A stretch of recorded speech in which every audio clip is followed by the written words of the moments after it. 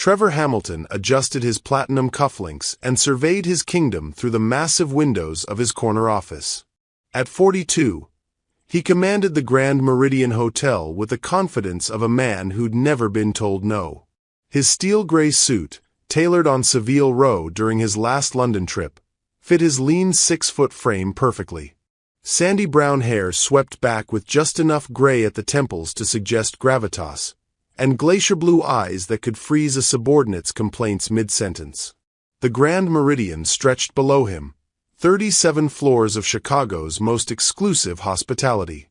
Every marble surface gleamed under crystal chandeliers. Every gold fixture caught the light just so. Every staff member moved with the precision of a Swiss timepiece. Mr. Hamilton, his assistant Kelly's voice crackled through the intercom.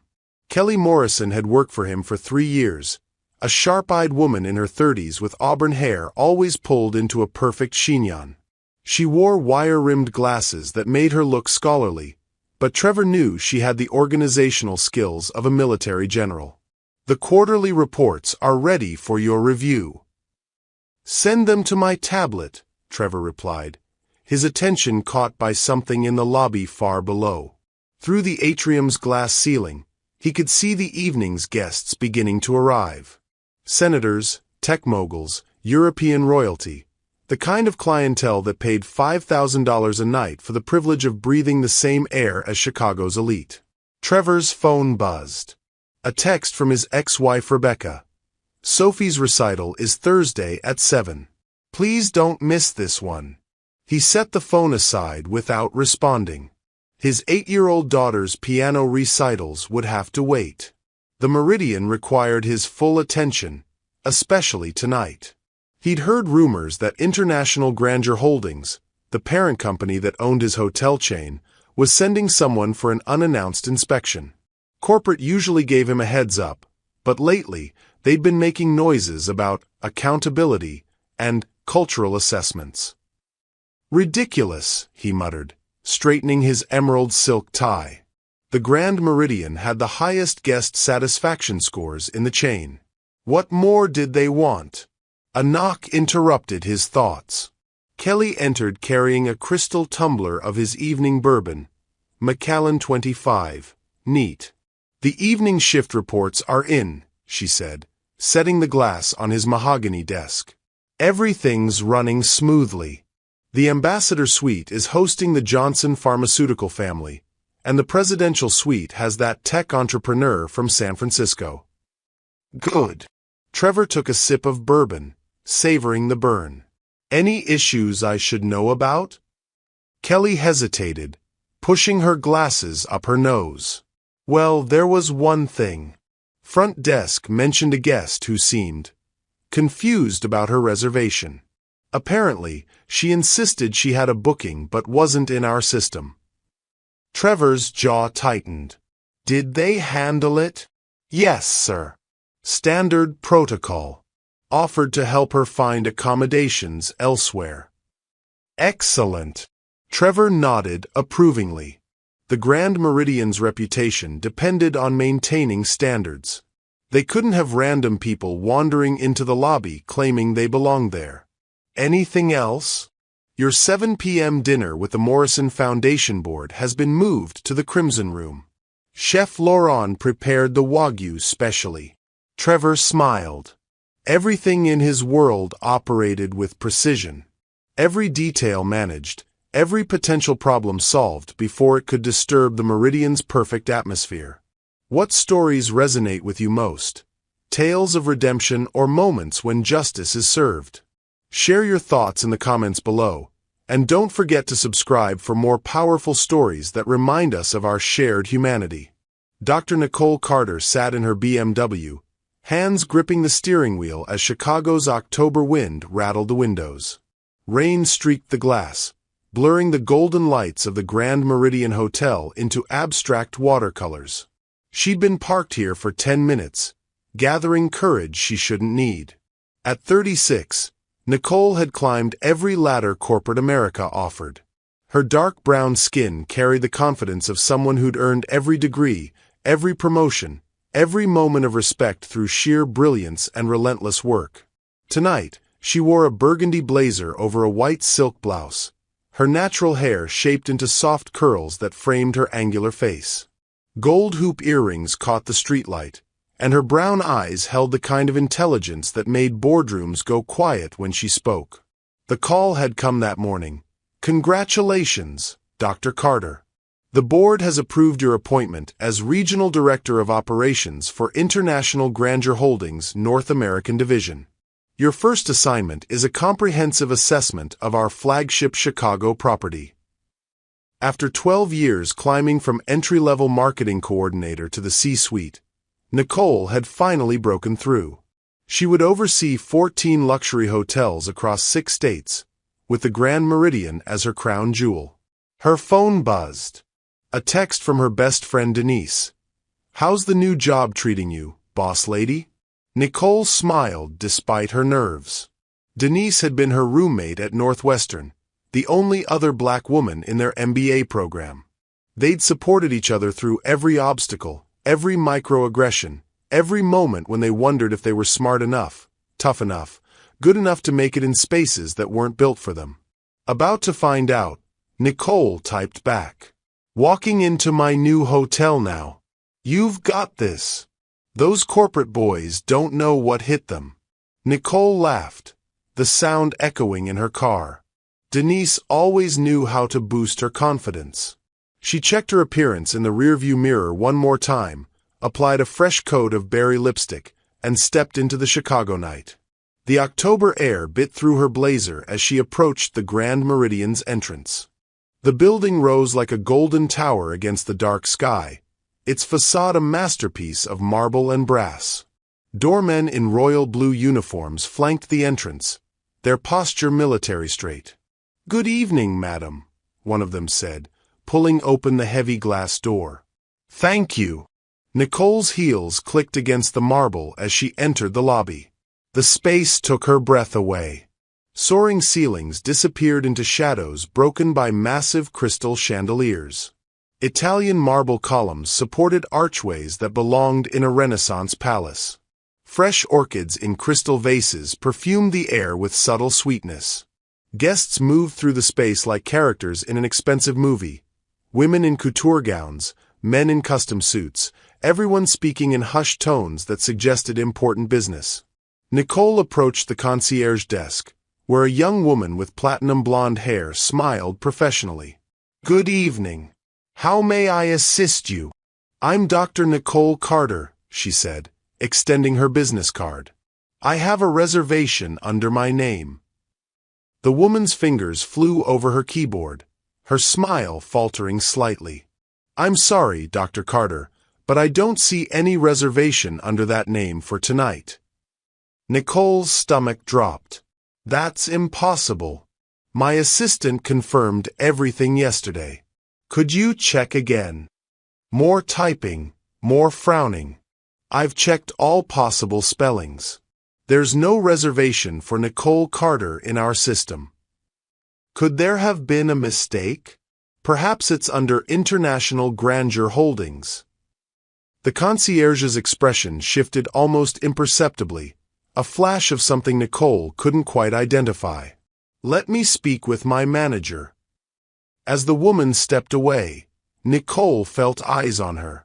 She turned slightly and caught sight of a group of well-dressed guests near the elevator bank. A silver-haired man in a tuxedo leaned toward his companion, whispering something that made the woman glance in Nicole's direction. Nicole straightened her shoulders. She'd dealt with stares before. In boardrooms, at conferences, at country clubs where she was the only face that looked like hers. She'd learned to hold her head high and let her accomplishments speak. The concierge returned with a tall man in his 50s, his name tag reading Gerald, front desk manager. "Dr. Carter, I understand there's some confusion about your reservation?" "No confusion on my end," Nicole replied calmly. "I have a confirmed reservation for tonight through tomorrow evening. This is my first visit to the property, and I'm quite eager to experience what I've heard are your exceptional accommodations." Gerald's smile seemed strained. Of course. Let me personally search our system. His fingers moved across the keyboard with practiced efficiency. After several minutes, he looked up with apologetic eyes. I'm terribly sorry, Dr. Carter, but we have no record of your reservation. Perhaps there was an error with your booking agent. Nicole felt heat rising in her chest. I made the reservation myself, directly through your corporate booking system. I have the confirmation number. She pulled out her phone, scrolling through emails until she found the confirmation. Here. Confirmation number GH 47829 Chi. Gerald examined her phone screen, his brow furrowing. This confirmation number. It doesn't match our format. I'm afraid this may be fraudulent. The words hit Nicole like ice water. Fraudulent. I don't mean to suggest you created it intentionally, Gerald said quickly. But sometimes scam websites create fake confirmation numbers. You may have been the victim of a booking fraud. Nicole's mind raced. The reservation had been made through the company's internal system, using her corporate access codes. There was no possibility of fraud. I think there's been a misunderstanding, she said, her voice carefully controlled. Is there a problem here? The voice came from behind her, deep and authoritative. Nicole turned to see a man in an expensive gray suit approaching the desk. Everything about him radiated power, from his confident stride to the way the staff immediately straightened when they saw him. Trevor Hamilton had decided to handle this situation personally. Trevor's eyes swept over the scene with practiced assessment. A woman in business attire at his front desk, his staff looking uncomfortable, other guests beginning to notice. In his world, problems were solved swiftly and quietly, before they could disturb the Meridian's atmosphere of effortless luxury. Gerald, Trevor said, his voice carrying the weight of absolute authority. What seems to be the issue? Mr. Hamilton, Gerald straightened immediately. This is Dr. Carter. She believes she has a reservation, but we can't locate it in our system. Trevor's gaze fell on Nicole, taking in her burgundy blazer, her confident posture, the way she held her phone like evidence in a courtroom. Something about her presence in his lobby felt wrong. Not the clothes. Those were expensive enough. Not her bearing. She carried herself like someone accustomed to respect. But something deeper, something his gut told him didn't belong in the Grand Meridian's rarefied air. Dr. Carter, he said, offering a smile that never reached his eyes. I'm Trevor Hamilton, CEO of the Grand Meridian. I understand you're having some difficulty with your reservation. Nicole turned to face him fully, and Trevor felt an immediate resistance he couldn't name. Her brown eyes met his without flinching, and when she spoke, her voice carried the crisp confidence of someone used to boardrooms. Mr. Hamilton, thank you for your attention to this matter. I have a confirmed reservation for tonight, but your staff seems unable to locate it. She held up her phone again. I have the confirmation number right here. Trevor glanced at the screen without really looking. I see. And where exactly did you make this reservation? Through your corporate booking system. Corporate. Trevor's eyebrows raised slightly. And you work for? Nicole hesitated for just a moment. She'd planned to reveal her position once she was settled in her room, after she'd had a chance to observe the hotel's operations as a guest first. Standard protocol for unannounced inspections. I work in hospitality management, she said carefully. Trevor's smile tightened. He'd dealt with industry people before, competitors trying to scope out his operation, journalists looking for stories, consultants fishing for contracts. They all had the same rehearsed confidence, the same presumptuous familiarity. I see. He turned to Gerald. Show me the confirmation number. Gerald tilted Nicole's phone toward Trevor, who made a show of studying it. The number meant nothing to him. He didn't memorize booking codes, but he'd learned that projecting expertise was half of leadership. "This doesn't appear to be legitimate," he said, handing the phone back to Nicole. "I'm afraid someone may have taken advantage of you." Nicole's composure cracked slightly. "That's impossible. I made this reservation myself." "Ma'am," Trevor's voice took on the patient tone he used with difficult children, "I understand this is frustrating, but we simply cannot honor a fraudulent reservation. However, I'd be happy to have my staff help you find appropriate accommodations elsewhere." The word appropriate hung in the air like a challenge. Nicole caught it immediately, recognizing the subtle emphasis, the way his eyes had categorized her from the moment he approached. "Appropriate," she repeated, her voice dangerously quiet. Trevor was already turning away, dismissing her. "Gerald, please provide Dr. Carter with a list of nearby hotels that might better suit her needs." Around them, the lobby's evening rhythm continued, but Nicole could feel the attention of other guests, the way conversations had quieted, the way the staff exchanged glances. She'd been in enough predominantly white spaces to recognize the signs, the collective holding of breath, the anticipation of a scene. "Mr. Hamilton," she called after him. He turned back with visible impatience. "Yes. I think there's been a misunderstanding." "The only misunderstanding," Trevor said, his voice rising just enough to carry to nearby guests, "is someone thinking they can show up at the Grand Meridian with a fake reservation and expect us to accommodate fraud." The lobby fell completely silent. Nicole felt every eye on her, felt the burn of humiliation spreading across her chest. In that moment, she saw herself through their eyes, a black woman being accused of fraud in a space where she clearly didn't belong. "I am not attempting fraud," she said, her voice steady despite the rage building inside her. "Ma'am, I'm going to have to ask you to leave." Trevor stepped closer, his height advantage deliberate and intimidating. "If you refuse, I'll have security escort you out." Nicole looked around the lobby, at the guests pretending not to stare, at the staff avoiding eye contact, at the marble and gold that suddenly felt like a courthouse where she'd already been found guilty. "You're making a mistake," she said quietly. Trevor's laugh was sharp and dismissive. The only mistake would be allowing this disruption to continue. "Security!" Two men in dark suits appeared with startling speed, their presence causing several guests to step back. Nicole recognized the moment for what it was, a choice between her dignity and a public scene that would follow her forever on social media. "That won't be necessary," she said, slipping her phone into her purse. "I'll leave."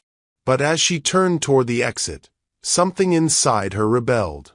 She thought of every time she'd swallowed her pride, every microaggression she'd ignored, every moment she'd made herself smaller to make others comfortable. She stopped and turned back to Trevor, who was already dismissing the security guards with a wave. "Mr. Hamilton?" He looked at her with barely concealed irritation. "Ma'am, I thought we agreed." "We didn't agree on anything," Nicole said, her voice cutting across the lobby like a blade. "But I want you to remember this moment. Remember it exactly as it happened." Trevor's face flushed. "Are you threatening me?" "I'm asking you to remember," Nicole said, walking toward the exit with her head high. "Because in about 20 minutes, you're going to wish you had." The glass doors closed behind her with a whisper, sealing her humiliation inside the Grand Meridian's golden walls. In the lobby, guests began to murmur among themselves, their conversations resuming like water flowing around a stone. Trevor watched her retreat through the rain-streaked windows, her burgundy blazer disappearing into the Chicago night. He felt a moment of something, doubt, regret, then pushed it aside. He'd protected his hotel, maintained its standards, ensured that the Grand Meridian remained the exclusive sanctuary his guests expected. "Everything handled, sir?" Gerald asked quietly. "Perfectly," Trevor replied, adjusting his tie. Now, let's get back to business. But as he walked toward the elevator bank, Trevor couldn't shake the echo of Nicole's final words. Remember this moment. Something about her voice, about the way she'd said it, felt less like a threat and more like a promise. The elevator doors closed with a soft chime, carrying him back to his office, back to his bourbon, back to his world where everything made sense and everyone knew their place. 20 minutes later, his phone would ring, and nothing would ever make sense again. Trevor poured himself another finger of Macallan, the amber liquid catching the light from his desk lamp. The lobby incident had already faded to background noise in his mind, filed away with a dozen other minor disruptions he'd handled over the years. Fraudulent reservations, gatecrashers, people who simply didn't understand that the Grand Meridian operated on a different level. Kelly, he called through the intercom. Cancel my dinner with the Morrison Foundation. I want to review the quarterly projections. Sir. Kelly's voice carried a note of confusion. That dinner has been planned for weeks. The board members are already en route. Trevor waved dismissively, though she couldn't see him. Reschedule. Tonight I want to focus on the numbers. Truth was, he felt energized. There was something satisfying about maintaining standards, about protecting the sanctuary he'd built. The Grand Meridian wasn't just a hotel, it was a statement. A place where Chicago's elite could exist without the complications of the outside world. His computer chimed with a new email. The subject line made him smile. Guest feedback, outstanding service recovery. Mr. Hamilton, the message read, I wanted to personally commend you on how professionally you handled the situation in the lobby this evening. As a member of the Chicago Business Council, I appreciate your commitment to maintaining the Meridian's exceptional standards. The way you resolved that issue was exactly what we expect from five-star hospitality. Looking forward to our continued partnership. Harrison Blackwell, Blackwell Industries. Trevor leaned back in his leather chair, satisfaction warming his chest better than the bourbon. This was validation, confirmation that he'd done the right thing.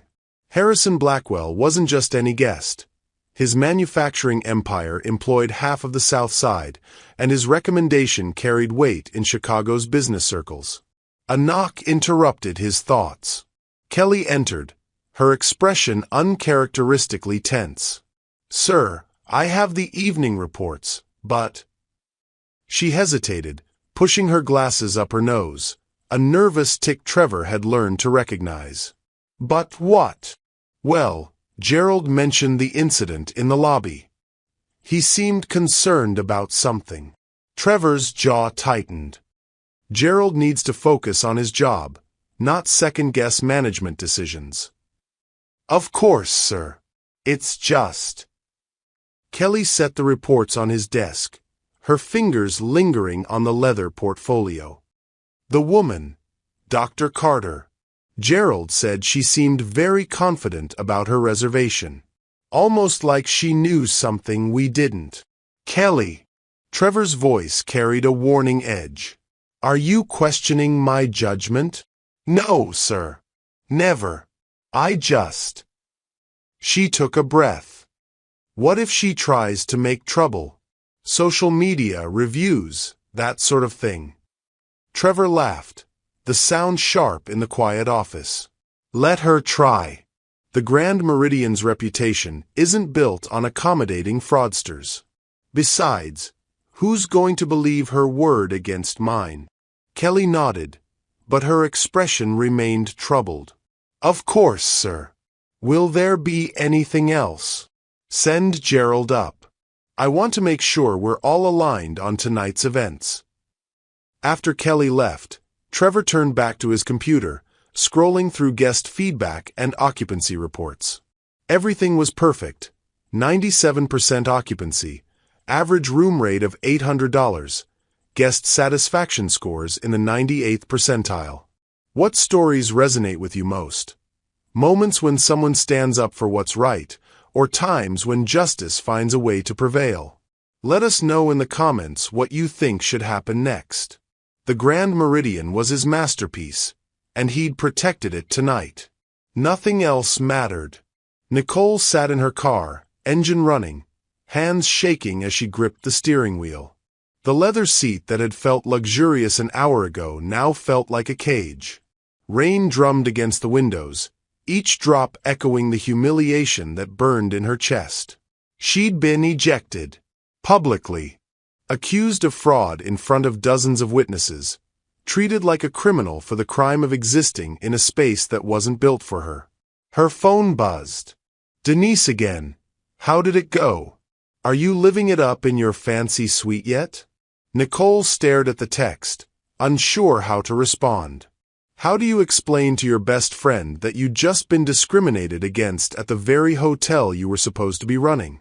How do you admit that despite all your degrees, all your accomplishments, all your careful preparation, it had taken exactly 15 minutes for someone to decide you didn't belong? She started typing. There's been a complication. Delete. The hotel made an error with my reservation. Delete. I need to call you. Delete. Finally, she typed. Something happened. I'll call you later. The response came immediately. Nicole, what's wrong? You're scaring me. Nicole set the phone aside without answering. She needed time to think, to process, to figure out her next move. In her purse, her work phone buzzed. The secure line connected to International Grandeur Holdings executive team. She let it go to voicemail. Then it buzzed again. And again. On the fourth call, she answered. Dr. Carter. Nicole. The voice belonged to Patricia Wells, Senior Vice President of Operations and Nicole's new direct supervisor. I've been trying to reach you. How's the Chicago assessment going? Nicole closed her eyes, feeling the weight of the moment. Patricia, we need to talk. Of course. Are you settled in? I know the Grand Meridian can be overwhelming on first visit. It's our crown jewel after all. I'm not settled in. Nicole's voice was carefully controlled. In fact, I was just removed from the property. Silence stretched across the connection.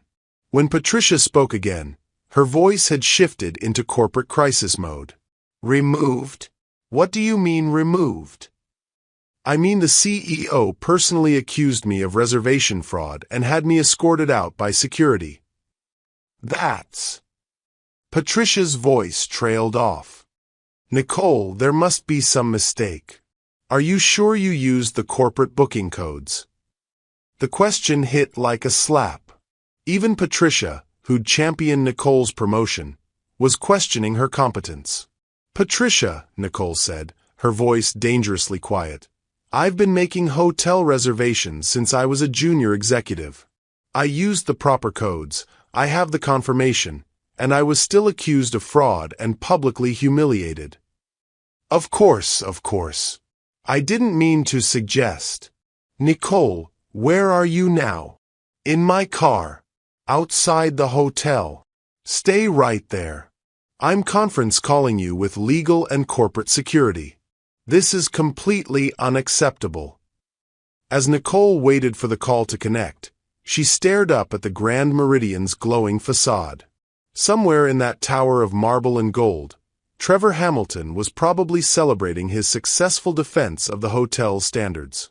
He had no idea that in the next few minutes, his carefully ordered world was about to collapse. Her work phone buzzed with the incoming conference call. Patricia's voice came through clearly, along with two others Nicole recognized. Legal counsel Martin Brooks and head of corporate security Jennifer Walsh. Dr. Carter. Martin's voice was all business. Can you walk us through exactly what happened? Nicole took a breath and began to recount the evening's events, from her arrival at the hotel to her ejection from the lobby. As she spoke, she could hear typing in the background, notes being taken, protocols being activated. And you're certain about the confirmation number? Jennifer asked. Completely certain. I can forward you the email right now. Please do. Martin, what's our exposure here? Martin's sigh was audible through the phone. Potentially massive. If this was discrimination based on race, which it certainly sounds like, we're looking at federal civil rights violations, not to mention the PR nightmare. What about Hamilton? Patricia asked. Has anyone spoken to him since this incident? Not yet, Jennifer replied. But he's about to get a very interesting phone call. Nicole felt a grim satisfaction building in her chest. What happens now? Now, Patricia said. We fix this. Jennifer, I want a full investigation initiated immediately. Martin, prepare for damage control. And Nicole. Yes. I want you to go to the Ritz-Carlton downtown. Corporate will cover your stay there tonight.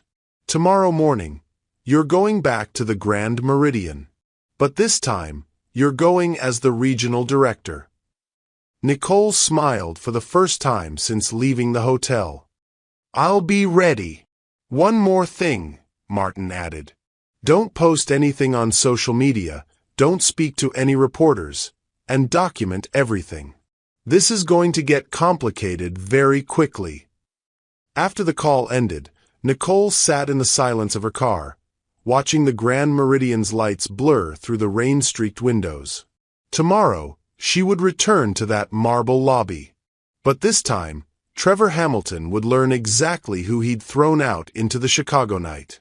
She started the engine and pulled away from the curb, leaving the Grand Meridian behind. For now. In 24 hours, she'd be back. The 42nd floor of the Willis Tower hummed with the kind of quiet efficiency that moved billions of dollars across global markets. Nicole stepped off the elevator wearing a charcoal gray power suit, her natural hair styled in a sleek updo that commanded attention. Dark circles under her eyes betrayed a sleepless night, but her stride carried the focused energy of someone ready for war. Dr. Carter. Patricia Wells emerged from a conference room, her silver hair pulled back in a severe bun that matched her expression. At 58, Patricia had climbed through 3 decades of hospitality management, breaking glass ceilings with calculated precision. Thank you for coming in early. Patricia. Nicole shook her hand firmly. I want this resolved quickly. So do we all. Patricia gestured toward the conference room where 3 people waited around a mahogany table. I believe you know Martin Brooks from legal. Martin stood, a tall black man in his 40s with wire-rimmed glasses and the bearing of someone who'd spent years in courtrooms. Dr. Carter, I've reviewed your account from last night. What happened to you was completely unacceptable. And Jennifer Walsh, our head of corporate security. Patricia continued introductions. Jennifer was a compact woman with short auburn hair and the alert eyes of someone who'd spent years in law enforcement.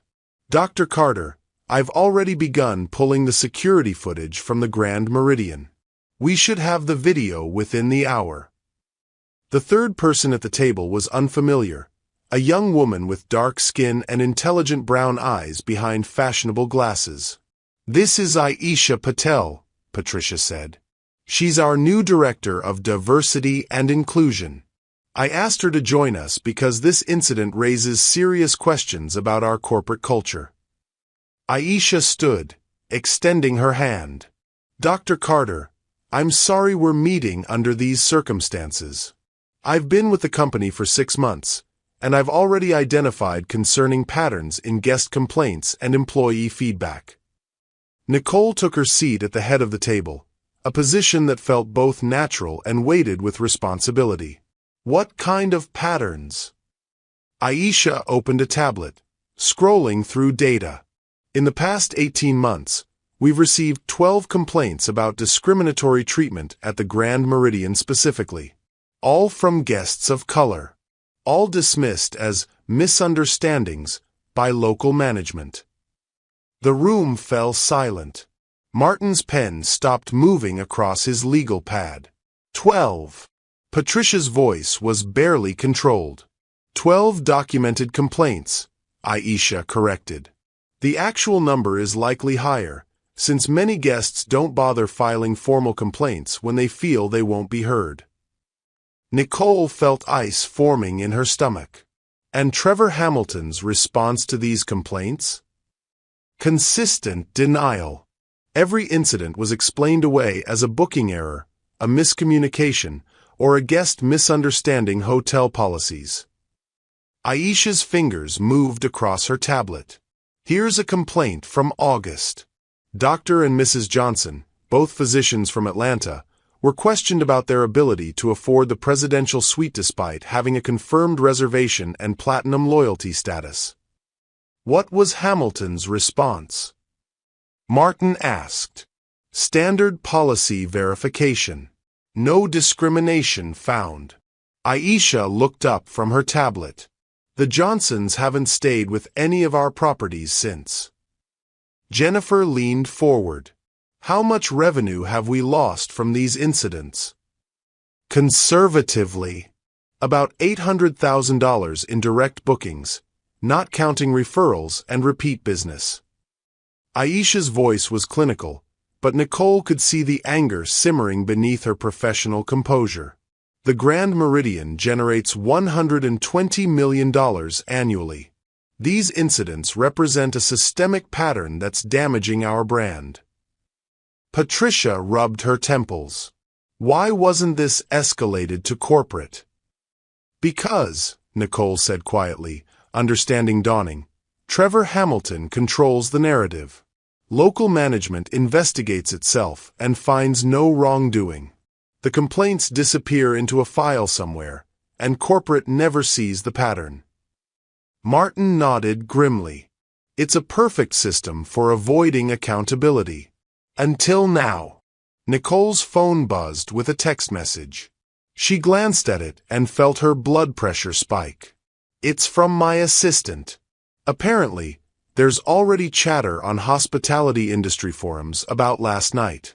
Someone posted about maintaining standards at luxury hotels. Someone? Jennifer asked. A guest who was in the lobby. Harrison Blackwell. Nicole's voice carried disgust. He's praising Trevor for professional service recovery and protecting the hotel's reputation. The room erupted in angry murmurs. Patricia's face flushed with rage. Blackwell Industries has a corporate account with us worth $2.3 million annually, she said. If he's publicly supporting discrimination. We have bigger problems than one corporate account, Martin interrupted. If this story gains traction on social media before we control the narrative, we're looking at a nationwide boycott. Nicole stood and walked to the window, looking down at the Chicago skyline. Somewhere in that maze of steel and glass, Trevor Hamilton was starting his day, probably reviewing revenue reports and congratulating himself on another successful evening of maintaining standards. What's our next move? She asked. Jennifer consulted her notes. I've requested all security footage from the Grand Meridian covering 5 p.m. to 8 p.m. yesterday. I'm also pulling employment records for the front desk staff to see if there's a pattern of discriminatory training or behavior. And I'm preparing a formal investigation file, Martin added. This could become a federal case if we don't handle it properly. Aisha looked up from her tablet. I'd like to interview the staff members who witnessed the incident. Sometimes employees see things differently than management reports them. Nicole turned back to the table. How long before Trevor knows we're investigating? He doesn't know yet, Patricia said. But that changes this morning. I'm calling him personally to inform him that corporate is conducting a review of last night's incident. No.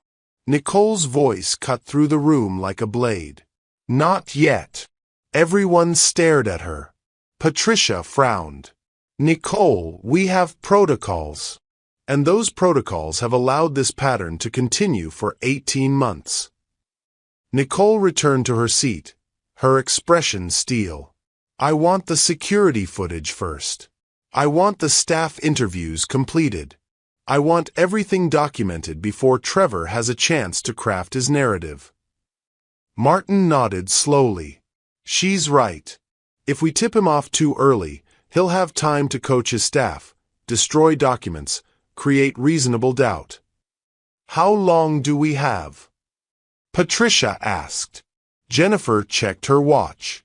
The security footage should arrive within the hour. Staff interviews could take most of the day. I'd say we need until tomorrow morning to build an airtight case. Fine. Patricia's voice carried the weight of corporate authority. But Nicole, I want you to understand something. This investigation isn't just about last night. It's about whether Trevor Hamilton is fit to represent our company. Nicole met her gaze steadily. I understand completely. Patricia nodded. Good. Because tomorrow morning, you're going back to the Grand Meridian. And this time, Trevor Hamilton is going to learn exactly who he threw out of his hotel. Trevor's morning routine was sacred. Coffee from his personal espresso machine, the Wall Street Journal, and a review of the previous night's revenue reports. The Grand Meridian had generated $347,000 in room revenue the night before. A typical Tuesday for October, well within projected ranges. His computer chimed with a calendar reminder. Staff meeting, 10 a.m., executive conference room. Trevor smiled. This would be an excellent opportunity to reinforce last night's lesson about maintaining standards. The way his staff had handled the fraudulent reservation incident showed they understood the Meridian's values. A knock on his door interrupted his thoughts. Kelly entered carrying a silver coffee service and wearing an expression Trevor couldn't quite read. Your usual, sir, she said, setting the tray on his desk. Ethiopian single origin, black. Excellent. Any urgent messages? Kelly hesitated, arranging the sugar cubes that Trevor never used. Sir, there have been several calls from corporate this morning. Trevor's hand paused halfway to his coffee cup. Corporate. International Grandeur Holdings. 3 different departments have called requesting information about last night's incident. Trevor felt a flicker of unease. Corporate rarely contacted individual properties directly unless there was a significant problem. What kind of information? Security footage, staff schedules, guest complaint logs. Kelly's voice was carefully neutral. And sir, they specifically asked about Dr. Nicole Carter. The coffee suddenly tasted bitter. Trevor set down his cup with deliberate calm. What exactly did they want to know about Dr. Carter? Details about her reservation, the reasons for her removal from the property, any documentation of the incident. Kelly pushed her glasses up her nose. I told them I'd have you call back personally. Trevor's mind raced. How had corporate learned about such a minor incident so quickly? And why were they asking about the woman specifically? Kelly, pull Dr. Carter's information from last night. I want to review exactly what happened. Sir, there isn't any information to pull. We have no record of her in our system. The fake confirmation number she showed us. Did we document that? Kelly's expression grew more troubled. Sir, Gerald mentioned something about that this morning. He said he tried to verify the confirmation number after you left, and what? Well, it appears the number was legitimate. It matched our corporate booking format exactly. Trevor felt the floor shift beneath him. That's impossible. Gerald thought so too. He called our central reservation system to double-check, and they confirmed that Dr. Nicole Carter had a valid reservation for last night, booked through the Executive Access Portal. The Executive Access Portal. That was reserved for VIPs, corporate executives, and board members. Trevor's mouth went dry. Kelly, he said slowly, what exactly is the Executive Access Portal? It's the booking system used by International Grandeur Holdings executives and their guests. Only senior management has access codes. Trevor stared at his assistant, pieces of a puzzle clicking into place in his mind. A woman with executive access codes. Corporate calling to ask specific questions about her. The confidence in her voice when she'd said he would remember this moment. "Kelly, get Gerald up here immediately." "Yes, sir." After Kelly left, Trevor walked to his window, staring down at the lobby where last night's confrontation had taken place. For the first time since becoming CEO of the Grand Meridian, he felt a cold touch of genuine fear. Who was Dr. Nicole Carter? And why was corporate so interested in what had happened to her? His phone rang. The caller ID showed International Grandeur Holdings, Executive Office. Trevor's hand trembled slightly as he reached for the receiver. Trevor's office, Grand Meridian Hotel. Phone rings. Trevor Hamilton speaking. "Mr. Hamilton, this is Patricia Wells, Senior Vice President of Operations for International Grandeur Holdings." The voice on the other end was crisp, professional, and carried an undertone of barely controlled anger. "I believe we need to discuss last night's incident involving Dr. Nicole Carter." Trevor's throat felt suddenly dry. "Ms. Wells, I'm not sure what you mean by incident." "We had a minor issue with a fraudulent reservation that was handled according to standard protocol." The silence on the other end stretched long enough to make Trevor uncomfortable. "Mr. Hamilton," Patricia finally said, "are you telling me that you personally removed a guest from your property based on the assumption that her reservation was fraudulent?" Yes. The confirmation number didn't match our system, and... Did you attempt to verify that confirmation number through our central reservation system?" Trevor's mouth opened and closed. No. It was clearly fraudulent. Clearly. Patricia's voice could have frozen Lake Michigan.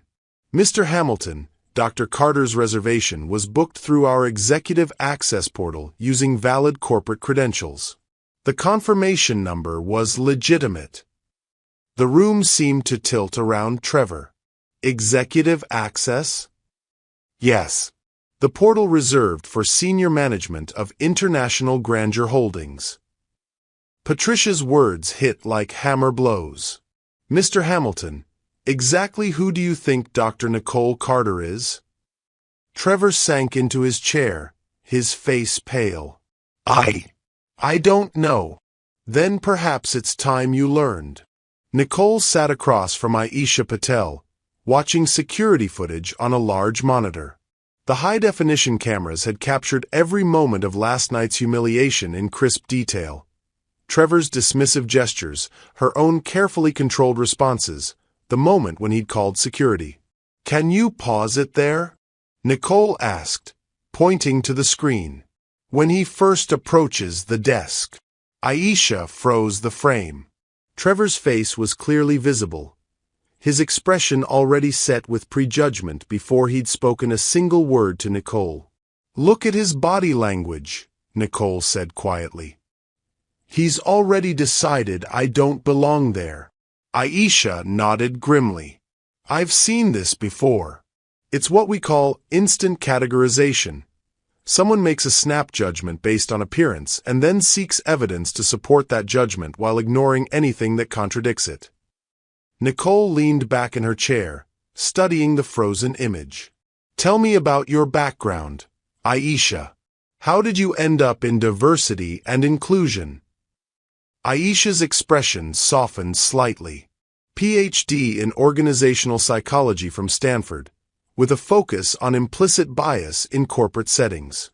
"I spent 5 years consulting for Fortune 500 companies before Patricia recruited me specifically to address these kinds of issues." "And what did you find when you started reviewing our properties?" "A pattern." Aisha pulled up a spreadsheet on her tablet. "The Grand Meridian has the highest guest complaint rate regarding staff behavior of any property in our portfolio. But those complaints are rarely escalated beyond local management. She swiped to another screen. Trevor Hamilton has been CEO for 4 years. In that time, guest satisfaction scores for minority visitors have dropped 23%, while overall scores have remained steady. Nicole felt a familiar anger building in her chest. So he's been driving away guests of color systematically, and corporate never noticed because the overall numbers looked fine. Exactly. It's death by 1,000 cuts. Each incident seems minor in isolation, but together they represent institutional discrimination. Aisha opened another file. But here's what's really interesting. I pulled Trevor's employment history before he came to the Meridian. Nicole leaned forward. And 3 previous positions. 2 luxury hotels in New York, 1 resort in the Hamptons. At each property, he had similar patterns: complaints from minority guests, staff turnover in positions that interacted with diverse clientele, and a reputation for maintaining exclusivity. How did he keep getting promoted? Because he's good at his job in every other respect. Revenue growth, cost control, VIP relations with wealthy white guests. Aisha's voice carried disgust. In the hospitality industry, profit often overshadows principles. Nicole stared at the screen, seeing Trevor's frozen face with new understanding. So last night wasn't an isolated incident. It was part of a career-long pattern. I'm afraid so. Aisha closed the file. But Nicole, there's something else you should know. What? I did some research on you too. Aisha smiled for the first time that morning. Want to know what I found? The auditorium at Northwestern's Kellogg School of Management was packed with MBA candidates, faculty, and business leaders from across Chicago. At the podium, a younger Nicole Carter addressed the crowd with the poise of someone destined for greatness. When I started this program, she said, her voice carrying clearly through the sound system, I was one of only 12 black women in a class of 347 students. I was told by more than one professor that hospitality management wasn't a serious field for someone with my academic credentials. The audience was silent, hanging on every word. But I chose hospitality because I believe in the power of service. I believe that how we treat travelers, people at their most vulnerable, away from home and family, says everything about who we are as a society. She paused, scanning the crowd. Today, I'm graduating summa cum laude with a 3.97 GPA, and I've accepted a position with International Grandeur Holdings. Not because I want to be the first black woman to reach the C-suite in luxury hospitality, but because I want to be the one who makes sure I'm not the last. The standing ovation lasted 3 full minutes. Valedictorian. Nicole laughed, shaking her head. You really did your homework. Summa cum laude from Northwestern, MBA with a focus on international business and organizational leadership. Before that, undergraduate degree from Spelman College in economics and political science. Aisha consulted her notes. You speak 3 languages fluently, you've published papers on cross-cultural hospitality management, and you've been featured in Forbes, Black Enterprise, and Hospitality Executive magazine. Nicole felt a familiar mix of pride and exhaustion. Sounds impressive when you list it all out. It is impressive. But here's what really caught my attention. Aisha pulled up another file. Your master's thesis was titled Implicit Bias in Luxury Hospitality: How Exclusionary Practices Damage Brand Value and Guest Experience. Nicole smiled ruefully. 12 years ago, I wrote about exactly what happened to me last night. Not exactly. Aisha's eyes sparkled. You wrote about how to fix it. Your thesis included a comprehensive training program for identifying and addressing unconscious bias in customer service, which International Grandeur has never implemented. No. But they're about to. Aisha leaned forward conspiratorially. Patricia asked me to review your thesis this morning.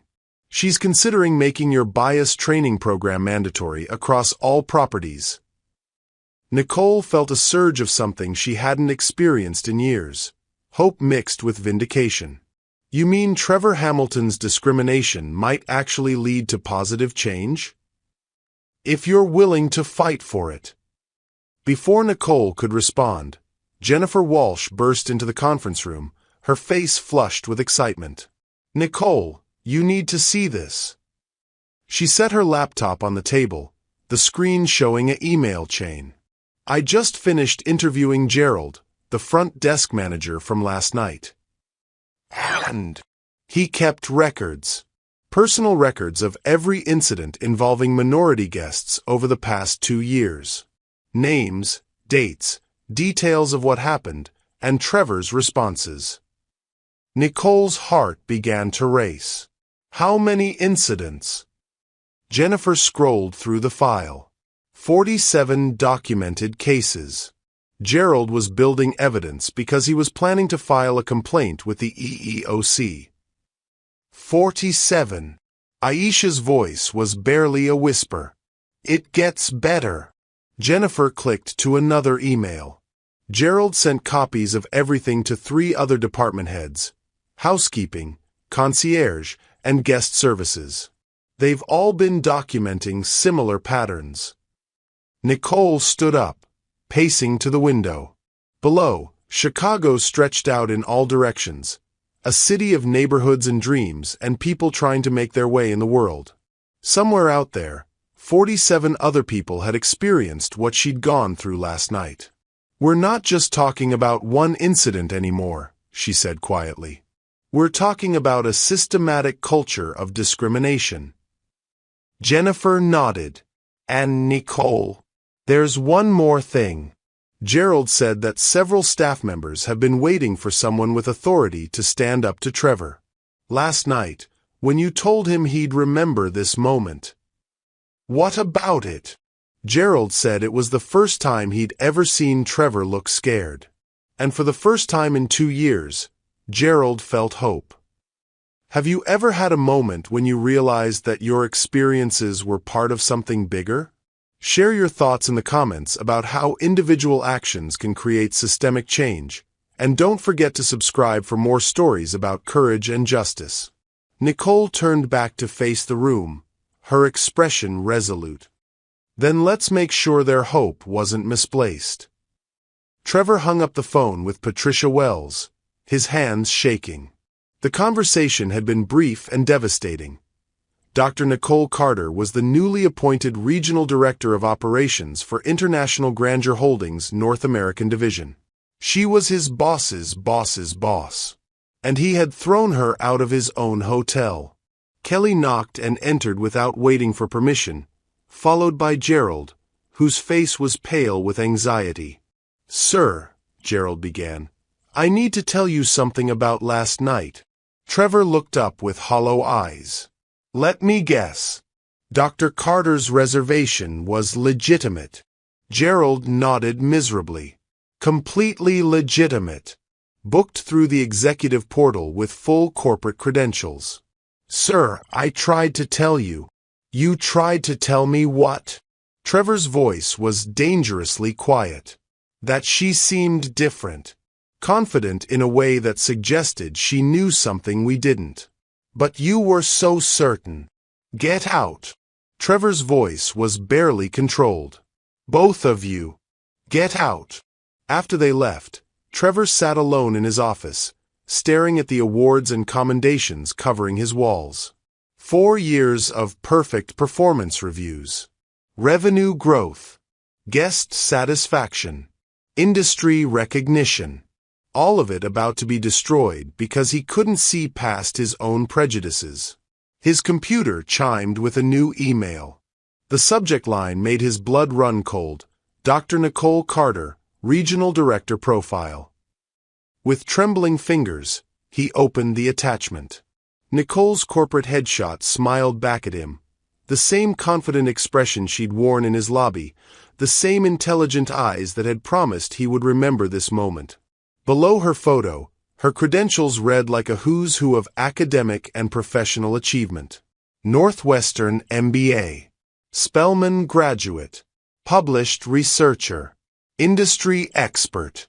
At the bottom of the profile, a single line in bold text. Effective immediately, Dr. Carter will oversee all operational aspects of IGH North American Properties, including executive personnel decisions. Trevor's career wasn't just in jeopardy. It was over. And somewhere in Chicago, the woman he'd humiliated was deciding his fate. The same glass doors that had sealed Nicole's humiliation 20 hours earlier now opened to admit her return. But this time, she wasn't alone. Patricia Wells flanked her right side, silver-haired and stern in a navy Armani suit that commanded respect. To her left, Martin Brooks carried a leather briefcase that contained enough legal documentation to end careers. Behind them, Jennifer Walsh moved with the quiet efficiency of someone accustomed to handling corporate crises. Nicole herself wore a midnight blue power suit with a crimson silk scarf, colors chosen deliberately to project authority and strength. Her natural hair was styled in an elegant twist, and she carried herself with the bearing of someone who belonged in boardrooms and corner offices. The lobby's afternoon light caught the marble surfaces differently than the previous evening's warm glow. Everything seemed sharper, more defined, as if the space itself had been waiting for this moment. Gerald looked up from the concierge desk, his face cycling through recognition, relief, and terror in rapid succession. The young woman beside him, the same one who had questioned Nicole's reservation, went visibly pale. "Dr. Carter," Gerald said, his voice carrying across the lobby. Several guests turned to look. "Gerald." Nicole's voice was warm but professional. "Is Mr. Hamilton available?" I'll call him immediately." Patricia stepped forward, her presence commanding immediate attention from the entire front desk staff. "This is Patricia Wells, Senior Vice President of Operations for International Grandeur Holdings. We're here for an unscheduled operational review." The words "unscheduled operational review" sent a ripple of nervous energy through the lobby staff. In the hospitality industry, those 4 words were corporate code for someone was about to lose their job. Kelly's voice through the intercom was barely steady. "Sir, Dr. Carter is here. With corporate executives." Trevor sat frozen behind his desk, staring at the same awards and commendations that had seemed so important an hour ago. Now they felt like monuments to a career built on sand. "Sir." Kelly's voice came again. "Send them up," Trevor managed to say. He stood and adjusted his tie, a pewter silk number that had cost more than most people's monthly rent. His hands were trembling slightly, and he clasped them behind his back to hide the evidence of his anxiety. The elevator chimed in the distance. Footsteps in the hallway, multiple pairs, moving with purpose. A knock on his door. "Come in." The door opened, and Nicole entered first. For a moment, their eyes met across the expanse of his office, and Trevor felt the full weight of his mistake crash down on him. This wasn't the flustered woman he'd ejected from his lobby. This was Dr. Nicole Carter, Regional Director, holder of advanced degrees, published expert in hospitality management. This was his superior. "Mr. Hamilton," Patricia Wells said, her voice cutting through the tension. "I believe you've met Dr. Carter." Trevor's mouth felt like cotton. "Dr. Carter." Yes." Nicole moved into the office with fluid grace, taking in the space, the leather furniture, the crystal decanter, the view of Chicago that stretched to the horizon. When she spoke, her voice carried the quiet authority of someone accustomed to being listened to. "Mr. Hamilton, thank you for making time to see us." The irony wasn't lost on anyone in the room. Trevor nodded, unsure whether to offer them seats or wait to be told what to do. Patricia settled the question by taking the chair across from Trevor's desk. "Please, sit, Mr. Hamilton. We have a great deal to discuss. Trevor sat heavily in his own chair, feeling like a student called before the principal. Nicole remained standing, positioning herself near the window where she could observe both Trevor and the view of the lobby far below. Martin Brooks opened his briefcase and removed a thick folder. Mr. Hamilton, we're here to discuss the incident that occurred in your lobby last evening at approximately 6:35 p.m. Yes. I believe there was some confusion about Dr. Carter's reservation. There was no confusion, Nicole said quietly, turning from the window. My reservation was legitimate. You chose to assume otherwise. Trevor's face flushed. Dr. Carter, I had no idea who you were. If you had known I was a corporate executive, you would have treated me differently? Nicole's voice was dangerously soft. Tell me, Mr. Hamilton, how exactly do you determine which guests deserve respectful treatment? The question hung in the air like a blade. Trevor's mouth opened and closed, but no sound emerged. Patricia leaned forward. Mr. Hamilton, in the past 18 months, this property has received 47 documented complaints regarding discriminatory treatment of minority guests. Were you aware of this pattern? 47. Trevor's voice cracked. I don't believe that number is accurate. Martin consulted his notes. Would you like me to read them individually?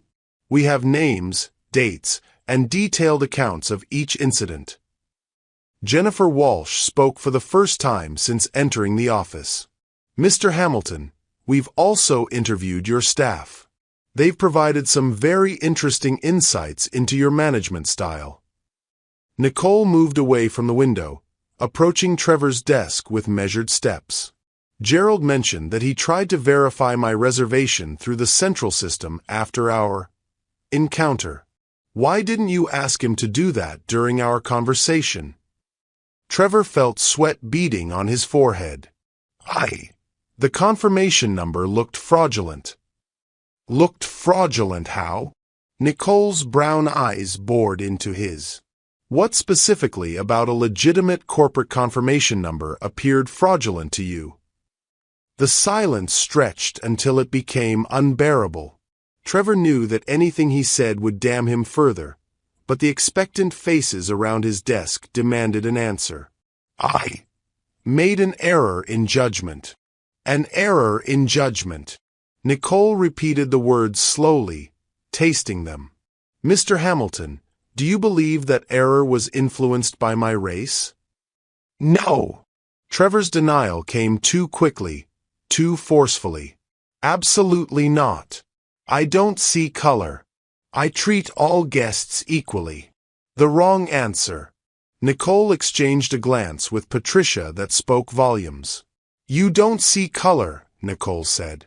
So when you looked at me in your lobby last night, you saw exactly the same thing you would have seen if I were a white woman in a business suit with a legitimate reservation? Trevor's mouth moved soundlessly. The trap was perfect, and he'd walked into it willingly. Mr. Hamilton, Patricia's voice cut through his panic. International Grandeur Holdings has a zero-tolerance policy regarding discrimination.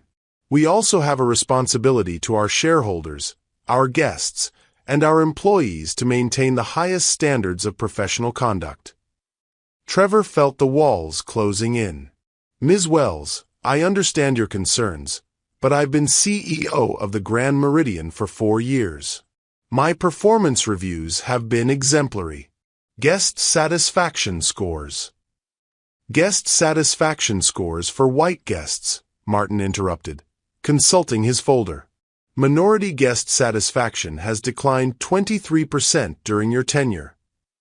Nicole walked around Trevor's desk, moving to stand behind his chair. The power dynamic was unmistakable.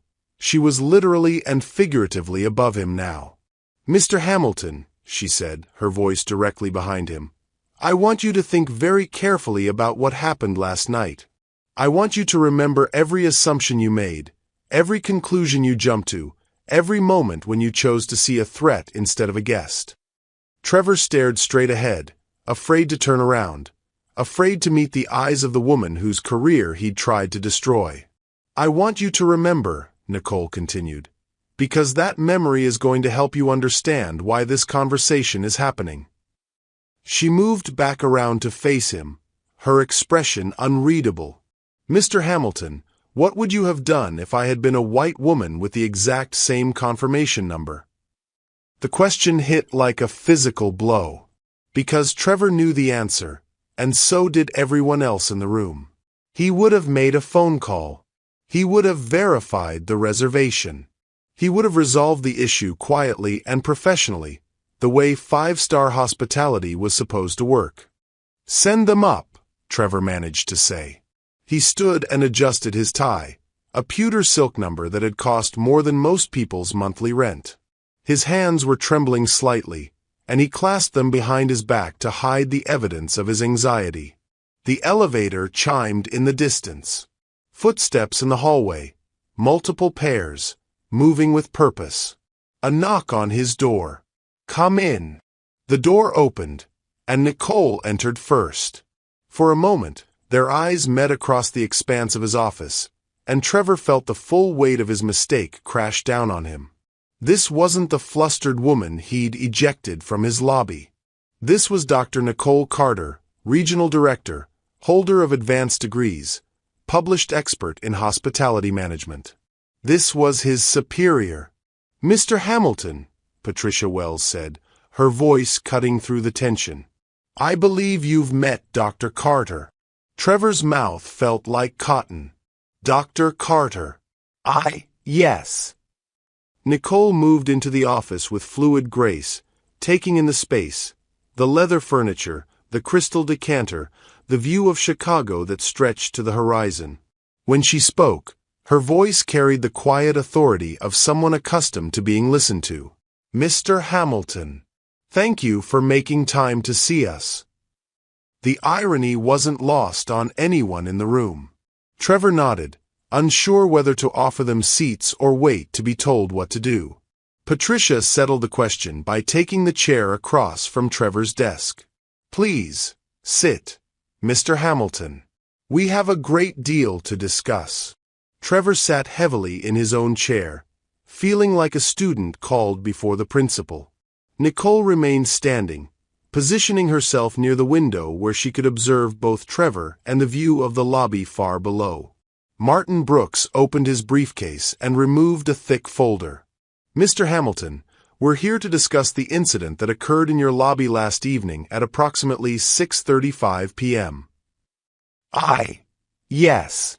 I believe there was some confusion about Dr. Carter's reservation." "There was no confusion," Nicole said quietly, turning from the window. "My reservation was legitimate. You chose to assume otherwise." Trevor's face flushed. "Dr. Carter, I had no idea who you were. If you had known I was a corporate executive, you would have treated me differently?"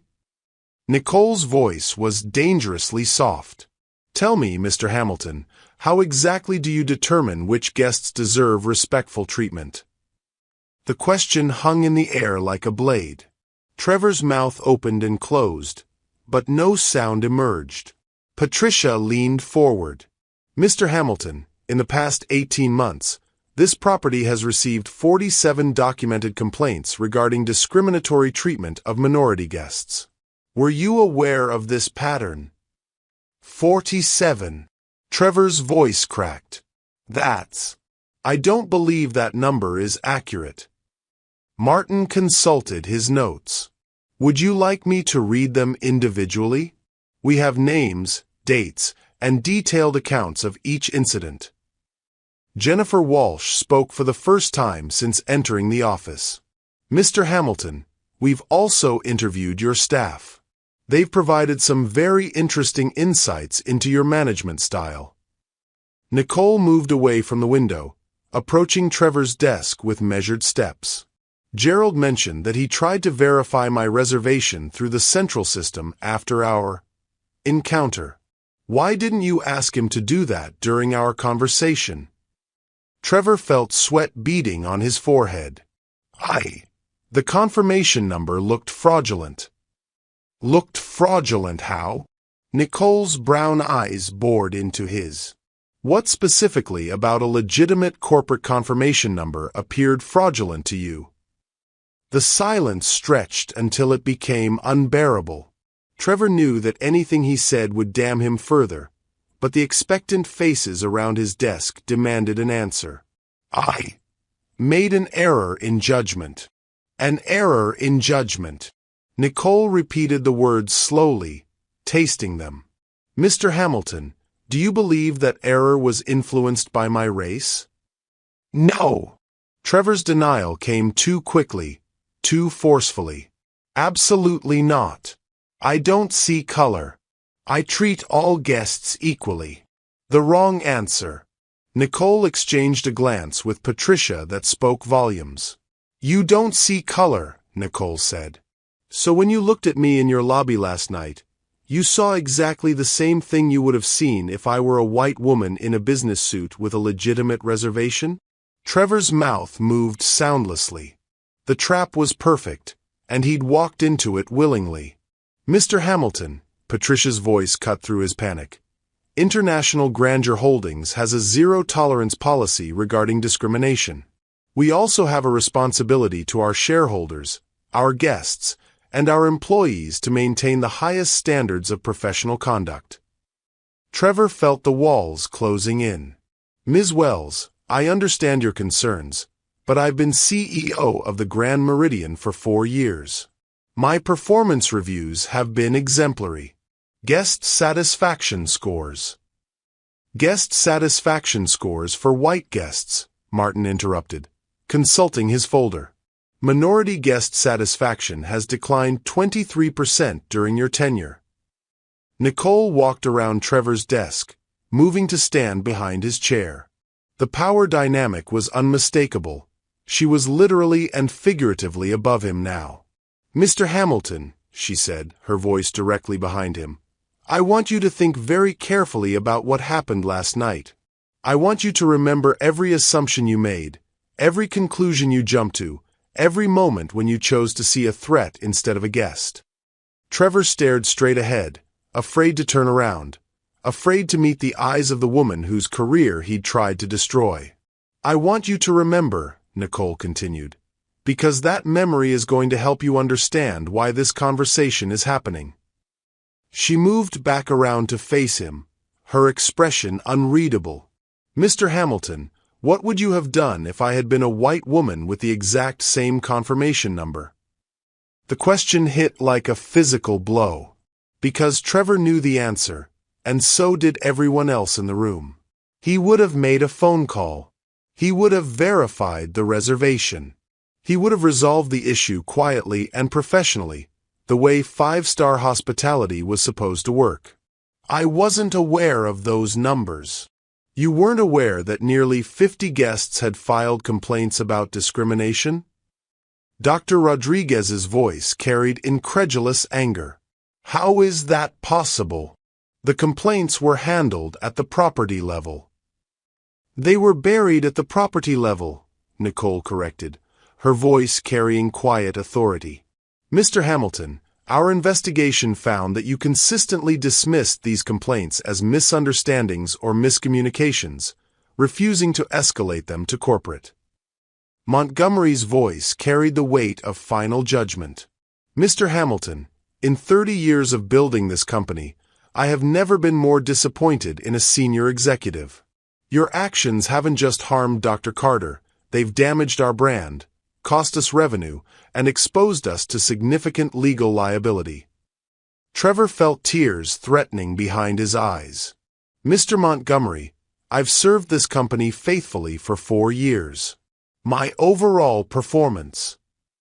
Your overall performance, interrupted board member Thomas Wright, a former federal judge, includes systematically discriminating against guests based on race. That's not just poor hospitality, Mr. Hamilton. It's illegal. The room fell silent again. Trevor could hear his own heartbeat pounding in his ears. Nicole turned in her chair to face him directly. "Mr. Hamilton, do you understand why we're here?" Trevor met her eyes for the first time since the meeting began. In them, he saw not hatred or revenge, but something worse, disappointment. "Because I made a mistake," he said quietly. "No." Nicole's voice was firm. "We're here because you made 47 mistakes. We're here because you created a culture where discrimination was acceptable. We're here because you forgot that hospitality means welcoming everyone." She stood and walked to the window overlooking Chicago's business district. "Mr. Hamilton, I've spent my entire career fighting to create spaces where people like me are welcome. You've spent yours ensuring we feel unwelcome." Trevor felt something break inside his chest. "Dr. Carter, if I could take it back." "You can't." Nicole turned back to face him. "But you can learn from it." Montgomery's voice filled the room like thunder. "Mr. Hamilton, the board has reached a unanimous decision regarding your employment with International Grandeur Holdings." Trevor closed his eyes, knowing what was coming. "Effective immediately, you are terminated for cause. You will receive no severance package, and your company benefits cease at the end of this week. Your non-compete agreement remains in effect for 18 months. The words hit like physical blows. Terminated for cause meant no unemployment benefits, no recommendation letters, no soft landing in another hospitality position. In an industry where reputation was everything, Trevor Hamilton was radioactive. Additionally, Montgomery continued, IGH will be implementing Dr. Carter's bias training program across all properties within 60 days. We will also be conducting cultural assessments at every hotel in our portfolio. Trevor looked up sharply. Dr. Carter's program? Nicole returned to her seat, her expression unreadable. My master's thesis, Mr. Hamilton. The one I wrote 12 years ago about implicit bias in luxury hospitality. The one that could have prevented everything that happened this week. The irony was devastating. The woman he'd discriminated against had literally written the solution to his problem over a decade ago. Patricia closed her folder with finality. Mr. Hamilton, you have 1 hour to clear out your office. Security will escort you from the building. Trevor stood on unsteady legs, his world reduced to rubble around him. 4 years of building his career, gone. His reputation in shambles. His future uncertain. As he reached the conference room door, Nicole's voice stopped him. Mr. Hamilton? He turned back, expecting one final humiliation. I hope someday you understand that this isn't about punishing you. It's about protecting everyone who comes after you. Trevor nodded, unable to speak, and walked out of the boardroom into an uncertain future.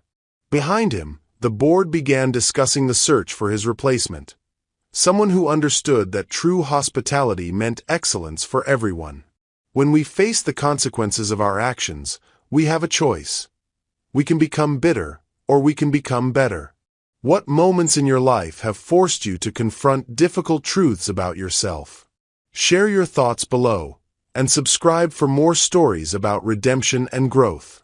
In the hallway outside the boardroom, Trevor Hamilton, former CEO, former success story, former man of privilege, put his face in his hands and wept for everything he'd lost and everything he'd never understood.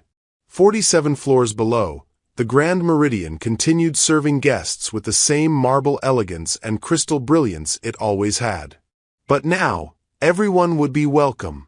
Nicole stood at the window of what had been Trevor's conference room, watching Chicago's afternoon shadows stretch across the city. The irony wasn't lost on her. She now occupied the very building where she'd been humiliated 3 days ago, but this time as its interim leader. The room buzzed with quiet efficiency. Aisha Patel sat at the mahogany table, surrounded by laptops and legal pads, implementing the bias training program Nicole had conceived over a decade ago. Jennifer Walsh coordinated with hotel security to ensure a smooth transition of leadership. And Patricia Wells fielded calls from reporters, corporate partners, and industry analysts who'd caught wind of the story. "Nicole," Patricia said, covering her phone's mouthpiece, "Harrison Blackwell is on line 3. He wants to discuss his company's account with IGH." Nicole's jaw tightened. Blackwell, the guest who'd praised Trevor's professional service recovery, in ejecting her from the lobby. Transfer him to legal. If he wants to support discrimination, he can find another hotel chain. Patricia smiled grimly and returned to her call. Nicole's phone buzzed with a text from Denise. "Saw the news. Are you okay? Do you need me to come to Chicago?" The news. Nicole pulled up her laptop and searched for Grand Meridian Hotel discrimination. The story had broken that morning, and the headlines were brutal.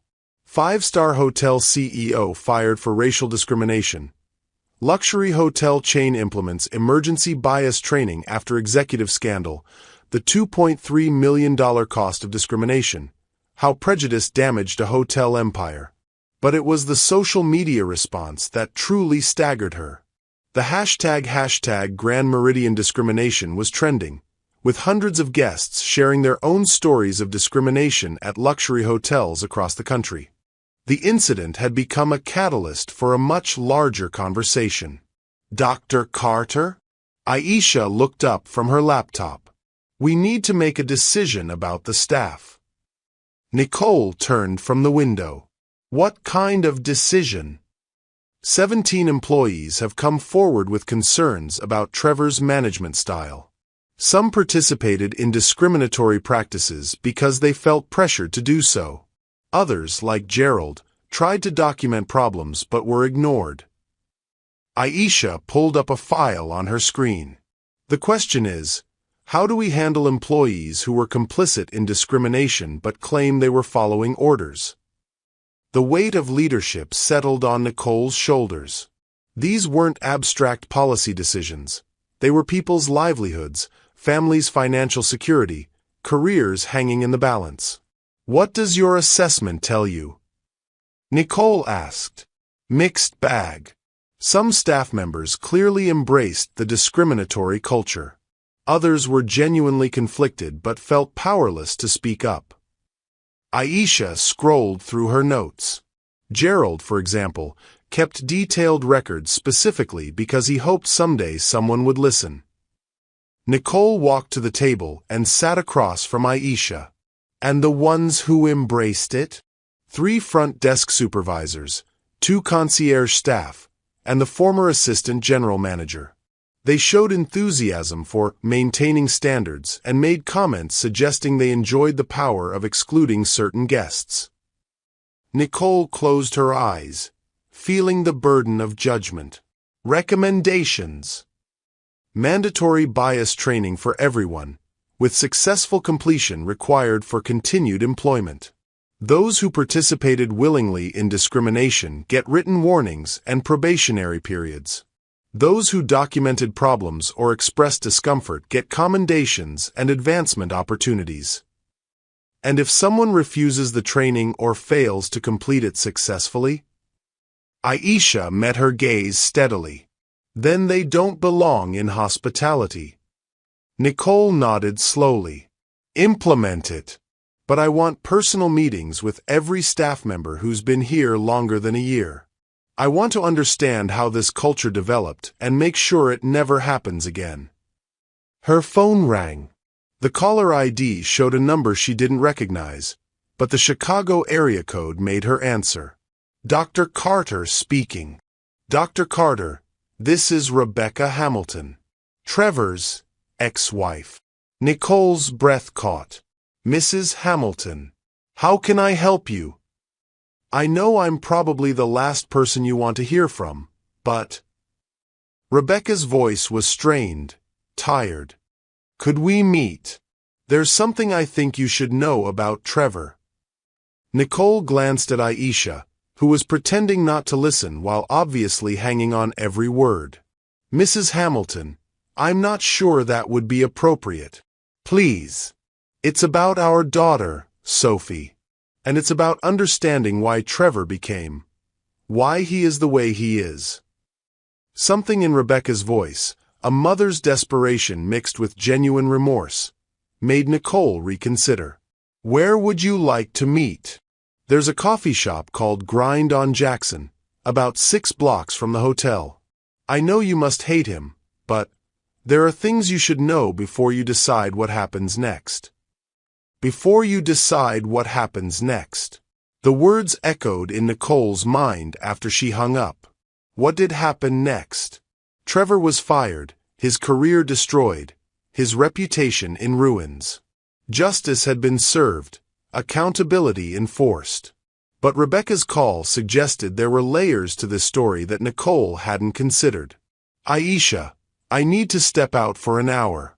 Continue implementing the training protocols. Where are you going? Nicole grabbed her coat from the back of her chair.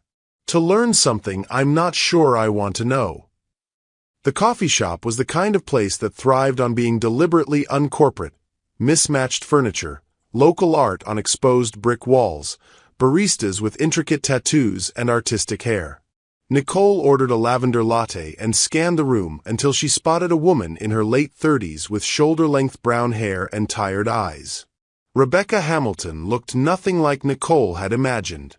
She'd expected someone polished, privileged, comfortable with the world of luxury hotels and corporate entertainment. Instead, Rebecca wore a simple navy sweater and jeans, minimal makeup, and the weary expression of someone carrying a heavy burden. Dr. Carter? Rebecca stood as Nicole approached. Thank you for coming. I wasn't sure you would. They sat across from each other at a small table near the window. Rebecca's hands wrapped around her coffee cup like she was trying to absorb its warmth. Mrs. Hamilton, Nicole began, I want to be clear that nothing you tell me will change what happened. Your ex-husband discriminated against me and dozens of other guests. That can't be excused. I know. Rebecca's voice was barely above a whisper. I'm not here to make excuses for Trevor. I'm here because you have a choice to make, and I think you deserve to understand who you're making it about. Nicole frowned. What choice? Rebecca pulled out her phone and showed Nicole a photograph, a beautiful 8-year-old girl with dark curls and bright brown eyes, sitting at a piano. This is Sophie, our daughter. She's been asking why Daddy doesn't live with us anymore, why he seems so sad lately, why he missed her recital yesterday. Rebecca's voice cracked slightly. I don't know how to explain to an 8-year-old that her father lost his job for being prejudiced. Nicole felt an unexpected pang of sympathy, quickly followed by irritation. Mrs. Hamilton, your daughter's questions don't change what your ex-husband did. No, they don't. But there's something else. Rebecca set down her phone and looked directly at Nicole. Trevor wasn't always like this. When we met in college, he was different. He had a black roommate, Marcus, who became his best man at our wedding. Trevor tutored kids from underprivileged backgrounds. He believed in fairness, in giving everyone a chance. Nicole's expression remained skeptical. People change. They do. And success changed Trevor in ways I didn't recognize until it was too late. Rebecca's hands tightened around her cup.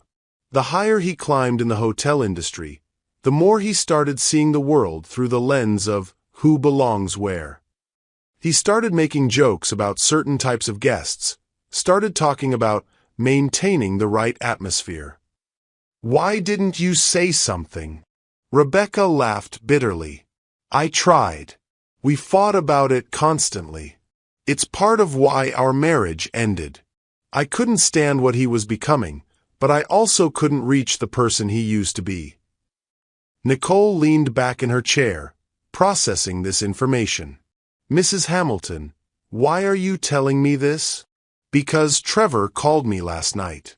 He was crying, actually crying, for the first time since Sophie was born. He said he finally understood what he'd become, and he was horrified by it. Rebecca's eyes filled with tears. He said you showed him a mirror, and he couldn't stand what he saw. Good. Maybe that will help him become a better person. Maybe.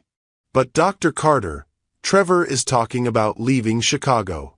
Leaving Illinois entirely. Moving somewhere where nobody knows what happened. Starting over in a different industry. Rebecca's voice took on urgency. If he runs away, he'll never really change. He'll just hide from what he did. Nicole felt the weight of an unexpected responsibility. What exactly are you asking me to do? Rebecca reached across the table, her hand stopping just short of Nicole's. Give him a chance to make it right. Not his job back. He doesn't deserve that. But a chance to face what he did, to learn from it, to become the person he used to be. How? I don't know. But you're the only person who has the moral authority to offer him a path back from this. If he runs away, if he never confronts his own prejudices, then 47 other people suffered for nothing. Nicole stared out the coffee shop window at the Chicago street, watching people hurry past in the October afternoon. Somewhere in this city, Trevor Hamilton was facing the wreckage of his career and the weight of his actions. She had the power to leave him there, broken and bitter, or to offer him something harder than punishment, the chance for genuine redemption. Where is he now? Nicole asked quietly. Rebecca pulled out her phone and showed Nicole an address. He's cleaning out a storage unit where he kept personal items from his office. He has to be out by midnight. Nicole stared at the address, knowing that in the next few hours, she would make a choice that would define not just Trevor's future, but her own principles about justice, mercy, and the possibility of human transformation. Have you ever had to choose between justice and mercy? Between punishment and redemption? Sometimes the hardest decisions we make are about whether to help someone who has hurt us. What would you do in Nicole's position? Share your thoughts in the comments. Your perspective might help others facing similar choices. She stood to leave, her decision not yet made but the weight of it clear. In an hour, she would either walk away from Trevor Hamilton forever, or she would offer him the most difficult gift anyone could give, a chance to earn forgiveness through genuine change. The choice was hers to make. Trevor knelt on the concrete floor of the storage unit, surrounded by the detritus of his former life. Awards, commendations, photographs from industry events, all of it meaningless now. His expensive suit was rumpled, his tie loosened, his usually perfect hair disheveled. In his hands, he held a framed photograph from his first day as CEO of the Grand Meridian. He looked so confident, so certain of his place in the world. The man in that photograph had no idea how far he would fall, how completely he would destroy everything he'd worked for. His phone had been ringing all day, reporters, headhunters, former colleagues offering condolences or fishing for gossip. He'd stopped answering hours ago. The storage unit felt like a tomb for his ambitions.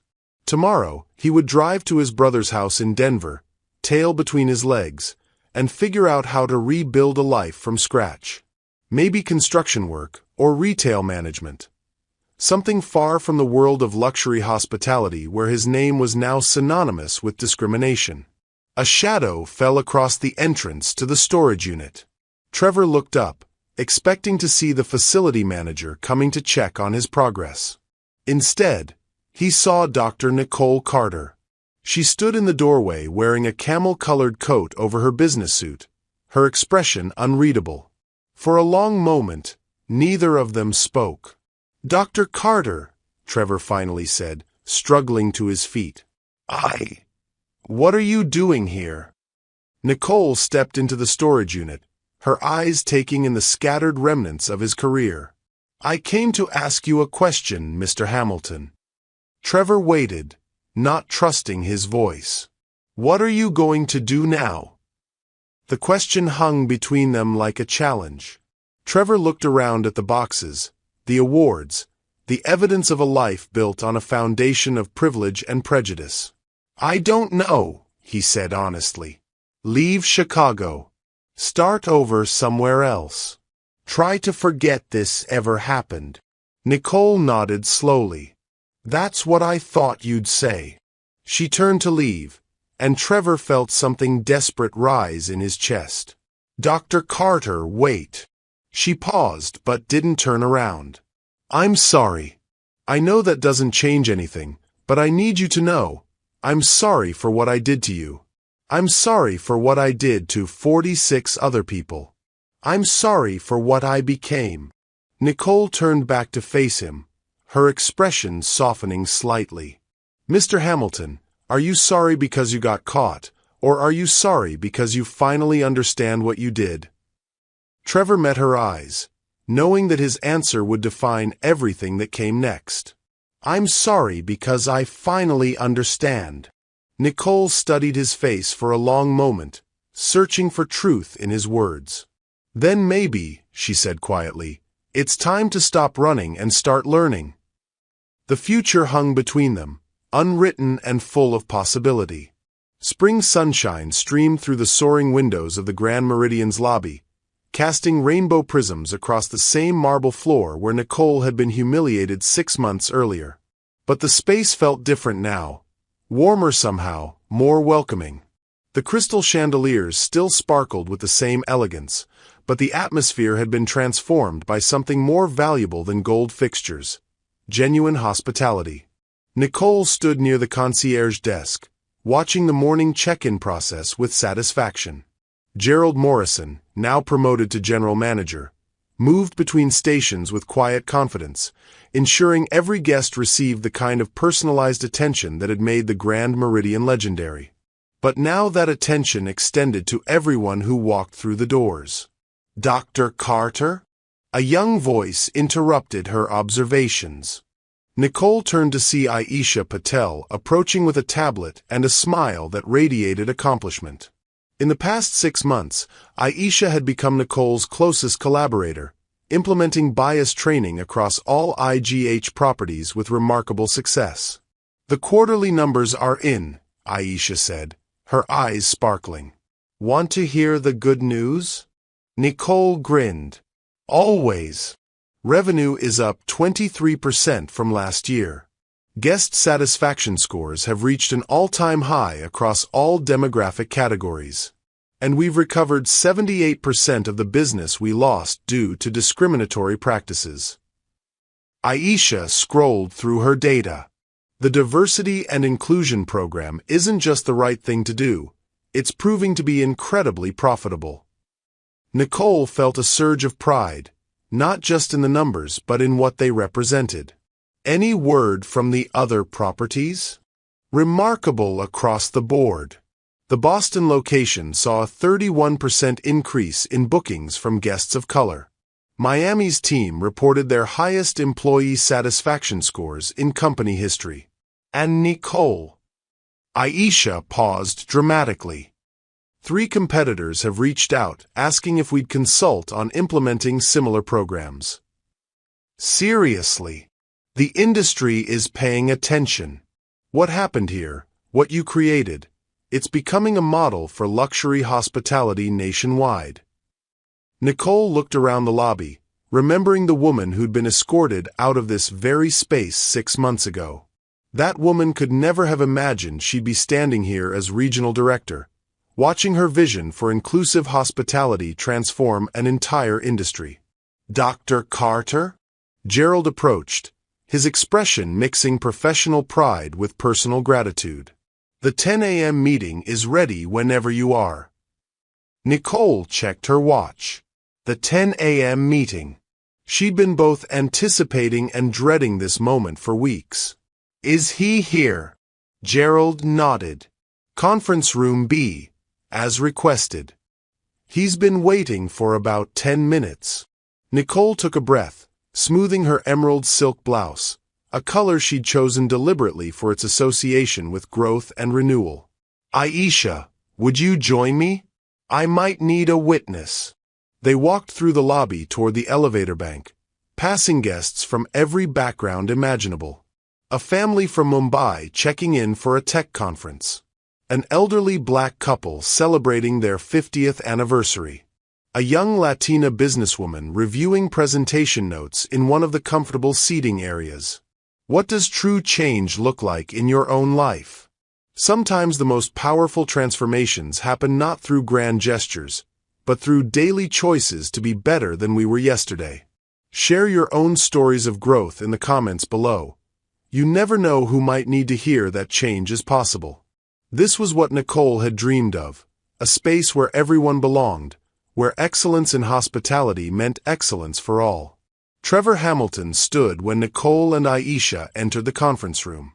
6 months had changed him in ways that went far beyond appearance, though the physical transformation was striking. Gone was the expensive tailored suit, replaced by simple khakis and a button-down shirt. His hair was shorter, less styled, and his face carried lines that spoke of hard-won wisdom rather than executive stress. But it was his eyes that showed the deepest change. The arrogant certainty that had once defined him had been replaced by something harder to achieve, humility mixed with genuine understanding. "Dr. Carter," he said, extending his hand. "Thank you for agreeing to meet with me." Nicole shook his hand, noting the calluses that hadn't been there 6 months ago. "Mr. Hamilton, please sit." They arranged themselves around the small conference table, Nicole and Aisha on one side, Trevor on the other.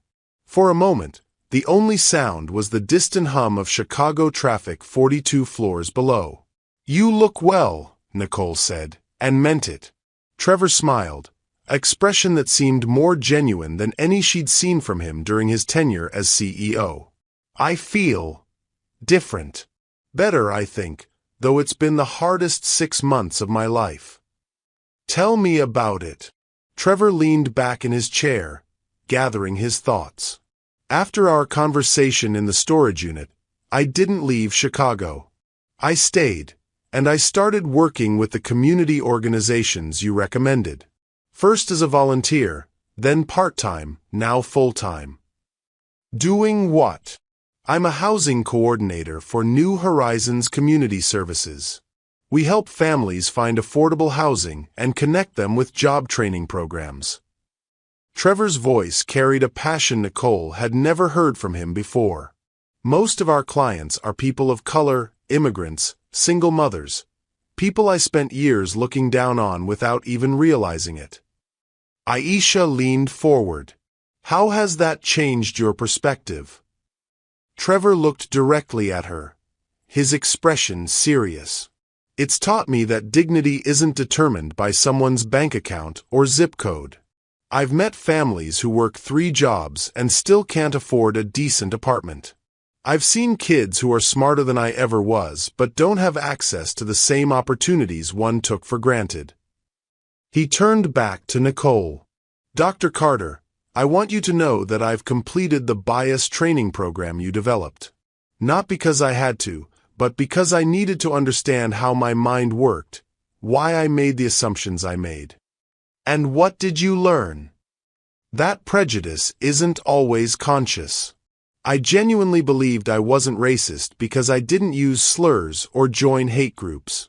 But I had absorbed so many unconscious biases about who belonged in certain spaces, who deserved certain treatment." Trevor's voice grew quieter.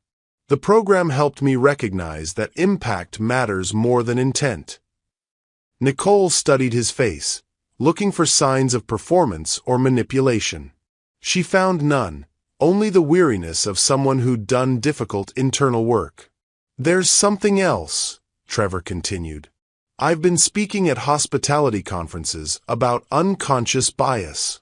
Sharing my story, talking about how successful executives can harbor prejudices without realizing it." Aisha's eyebrows rose. "How's that been received?" Trevor laughed ruefully. "Mixed reactions. Some people walk out. Others thank me afterward for being honest about something they've struggled with privately. It's not easy being the cautionary tale, but if it prevents someone else from making my mistakes." Nicole felt something shift in her chest. Not forgiveness exactly, but recognition. This was genuine change, the kind that came from facing hard truths rather than running from them. "Mr. Hamilton, why did you want to meet today?" Trevor reached into his jacket and pulled out an envelope. "I wanted to give you this." Nicole opened it to find a handwritten letter on simple stationery. As she read, her expression shifted from caution to surprise to something approaching amazement. "You're donating your severance package to establish a scholarship fund?" "The Trevor Hamilton Scholarship for Hospitality Excellence," he said. "Full tuition for students from underrepresented backgrounds who want to study hospitality management. I can't undo what I did, but maybe I can help ensure the industry has more leaders who look like the communities they serve." Nicole looked up from the letter. "This is your entire severance. What will you live on?" "My salary from New Horizons is enough. I don't need much anymore." Trevor's smile was self-deprecating. "Turns out you can live quite well without a $400,000 salary and a company car." Aisha shook her head in apparent disbelief. "Mr. Hamilton, this is significant." "It's the least I can do." Trevor looked directly at Nicole. "Dr. Carter, I know I can never fully make up for what I did to you and the other guests who were discriminated against. But I hope this is a start." Nicole folded the letter carefully, her mind racing. 6 months ago, this man had publicly humiliated her, questioned her worth, made her feel unwelcome in a space where she belonged. Now he sat before her, transformed by accountability into someone working to dismantle the very systems he'd once perpetuated. "There's one more thing," Trevor said quietly. "I've been working with a therapist who specializes in bias and prejudice. She's helped me understand that my transformation needs to be ongoing, not a one-time event. I wanted you to know that I'm committed to this work for the long term."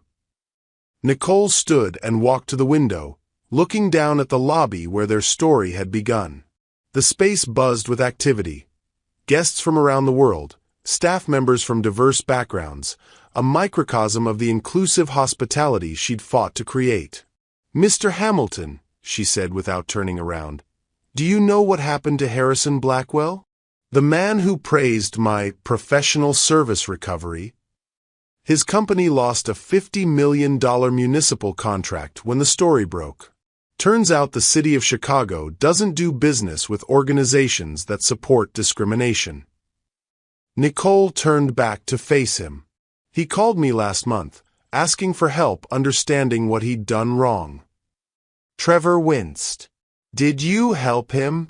"I referred him to the same community organizations I recommended to you. He starts volunteering next week." Nicole returned to her seat. "Change is possible, Mr. Hamilton.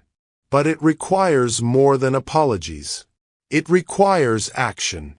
"I understand." Nicole looked at Aisha, who nodded slightly. They'd discussed this possibility, though neither had really believed it would happen. "Mr. Hamilton, I have a proposition for you." Trevor straightened, uncertainty flickering in his eyes. "IGH is expanding our bias training program to include a speakers bureau, executives who've made mistakes and learned from them, sharing their stories to prevent others from following the same path." Nicole leaned forward. "We'd like you to consider joining that program.